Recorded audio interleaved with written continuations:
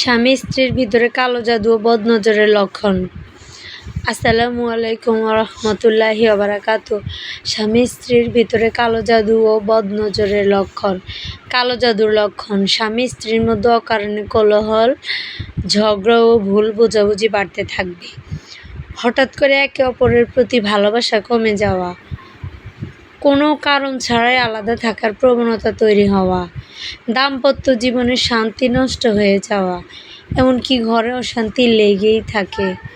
নামাজ, ইবাদত বা ভালো কাজে মন না বসা, হঠাৎ করে শরীর দুর্বল হয়ে পড়া বা অসুস্থ অনুভব করা।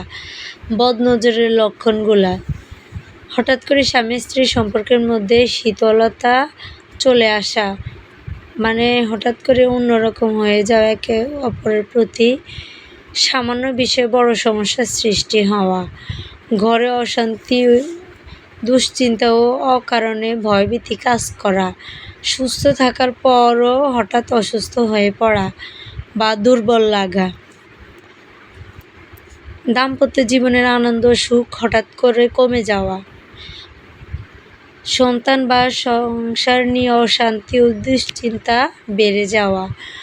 এই লক্ষণগুলো যদি দেখা দেয় তাহলে কোরআনের নামাজ ও নিয়মিত রুকায়া শরিয়া করবেন। রুকায়াগুলো হচ্ছে আলহামদুলিল্লাহ সূরা দিয়েও করতে পারেন।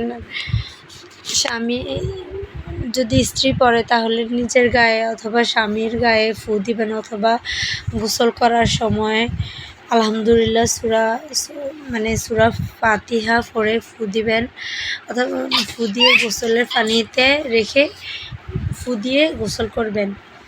আবার অথবা ইস্তেগফার দিয়েও রুকাইয়া করা যায়। মনে মনে নিয়ত করতে হবে শুধু যে আল্লাহ তাআলা যেন আমাদের দাম্পত্য জীবনে সব কিছু স্বাভাবিক করে দেয়। এই নিয়ত করে উঠতে বসতে যখন মন চায় ইস্তেগফার, আস্তাগফিরুল্লাহ পড়বেন। এটাই রুকাইয়া।